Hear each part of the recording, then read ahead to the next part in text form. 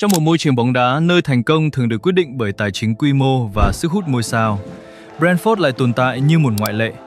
Họ không sở hữu học viện đào tạo truyền thống, không chi tiêu theo cách của các đội bóng lớn và cũng không cạnh tranh bằng danh tiếng. Thay vào đó, họ xây dựng một hệ thống vận hành dựa trên dữ liệu, xác suất và hiệu quả dài hạn. Và chính cách tiếp cận phi truyền thống này đã giúp Brentford không chỉ tồn tại mà còn cạnh tranh ổn định tại Premier League, một trong những giải đấu khắc nghiệt nhất thế giới.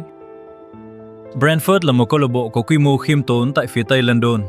Trong phần lớn lịch sử của mình, họ không phải là một thế lực đáng chú ý khi thường xuyên thi đấu ở các hạng đấu thấp hơn. Tuy nhiên, bước ngoặt bắt đầu xuất hiện từ đầu những năm 2010, khi Brentford dần thay đổi cách vận hành của mình.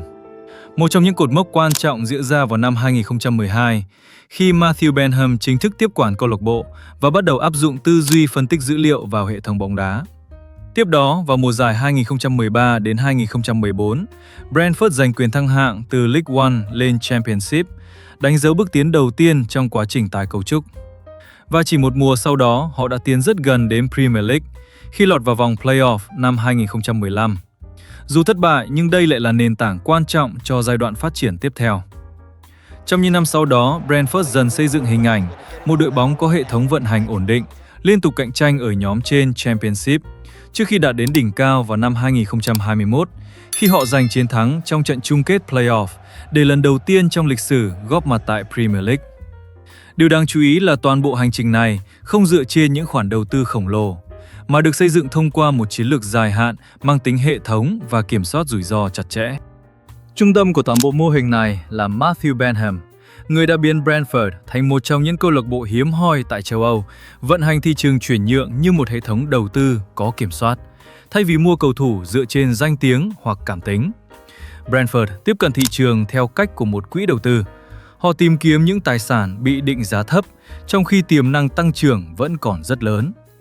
Để làm được điều đó, họ xây dựng một hệ thống phân tích dữ liệu cực kỳ chi tiết, tập trung vào những chỉ số ít được chú ý như chất lượng cơ hội dứt điểm, khả năng di chuyển không bóng, hiệu suất trong các tình huống chuyển đổi trạng thái và mức độ phù hợp với hệ thống chiến thuật.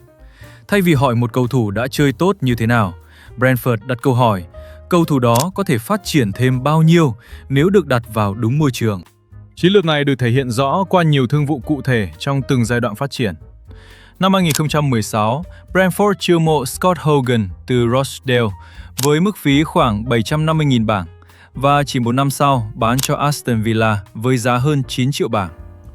Năm 2017, họ tiếp tục ký hợp đồng với Neil Maupay từ Saint-Etienne với giá khoảng 1,8 triệu bảng và bán cho Brighton năm 2019 với mức phí gần 20 triệu bảng. Cũng trong năm 2019, Bryan Mbeumo được đưa về từ Troy với mức giá khoảng 6 triệu bảng và nhanh chóng trở thành một trong những cầu thủ tấn công quan trọng nhất của đội bóng, trước khi được liên hệ chuyển đến Manchester United vào đầu mùa giải năm nay, với mức định giá cao gấp nhiều lần giá trị ban đầu. Nhưng thương vụ này không phải là ngoại lệ, mà là một phần của hệ thống Brentford duy trì một vòng lặp ổn định, mua thấp, phát triển và bán cao. Qua đó tạo ra nguồn tài chính liên tục để tái đầu tư vào đội hình mà không cần phụ thuộc vào nguồn vốn bên ngoài. Và chính điều này cho phép họ duy trì khả năng cạnh tranh dài hạn trong một môi trường mà phần lớn các câu lạc bộ nhỏ thường bị đào thải. Bên cạnh hoạt động mua bán cầu thủ, Brentford còn xây dựng các nguồn doanh thu bổ trợ nhằm giảm phụ thuộc vào chuyển nhượng, bao gồm tối ưu hóa doanh thu ngày thi đấu tại sân vận động mới Gtech Community, khai thác dữ liệu để nâng cao hiệu quả bán vé và trải nghiệm khán giả, đồng thời ký kết các thỏa thuận tài trợ có chọn lọc phù hợp với quy mô câu lạc bộ. Ngoài ra, họ kiểm soát quỹ lương ở mức hợp lý, gắn chặt với hiệu suất thi đấu và duy trì cấu trúc chi phí linh hoạt. Điều này giúp Brentford có thể duy trì trạng thái tài chính ổn định ngay cả khi không thực hiện các thương vụ bán cầu thủ lớn trong ngắn hạn và tiếp tục tái đầu tư một cách kỷ luật vào hệ thống đã tạo nên thành công của họ.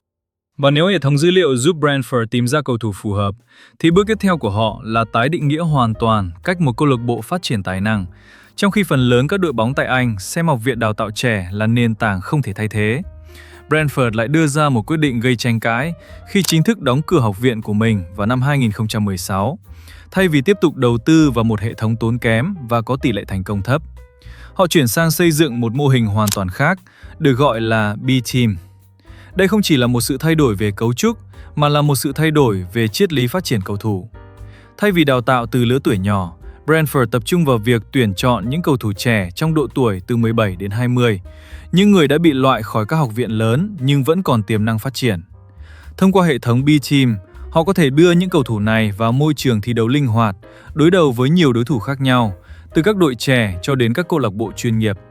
Qua đó rút ngắn thời gian phát triển và giảm chi phí đào tạo.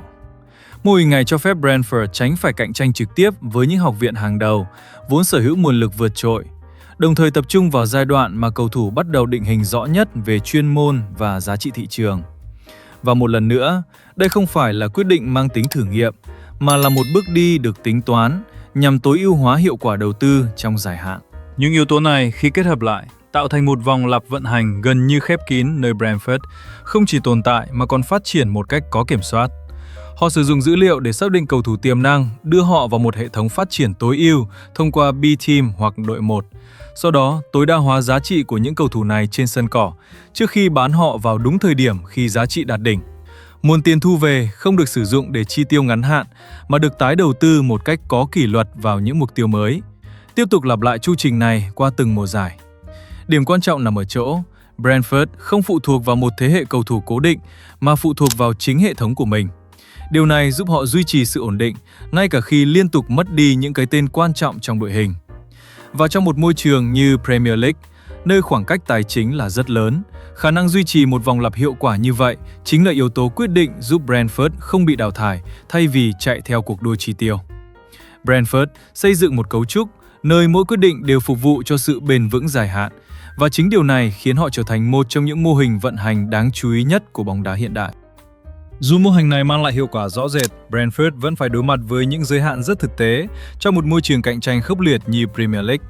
Họ không có đặc quyền giữ lại những cầu thủ tốt nhất. Khi giá trị của một cái tên đạt đến một ngưỡng nhất định, việc bán đi gần như là điều không thể tránh khỏi.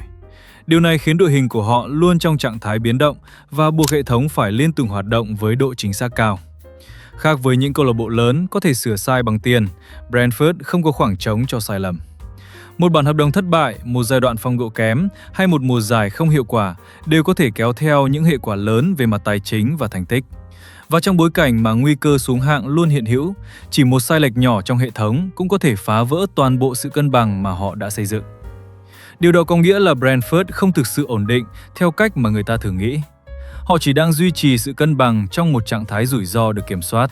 Và chính áp lực này là cái giá mà họ phải trả để tồn tại ở cấp độ cao nhất của bóng đá Anh. Brentford không phải là một câu chuyện cổ tích trong bóng đá. Họ không chiến thắng nhiều may mắn và cũng không phá vỡ trật tự của những đội bóng lớn bằng những khoản đầu tư khổng lồ. Thay vào đó, họ lựa chọn một con đường khó hơn, nơi mỗi quyết định đều phải chính xác và mỗi sai lầm đều phải trả giá. Trong một thế giới mà bóng đá ngày càng bị chi phối bởi tiền bạc, Brentford là minh chứng rằng vẫn tồn tại một cách tiếp cận khác, nơi tư duy hệ thống, kỷ luật, tài chính và khả năng phân tích có thể tạo ra lợi thế cạnh tranh. Và có lẽ điều đáng chú ý nhất không phải là việc họ tồn tại ở Premier League, mà là cách họ làm được điều đó.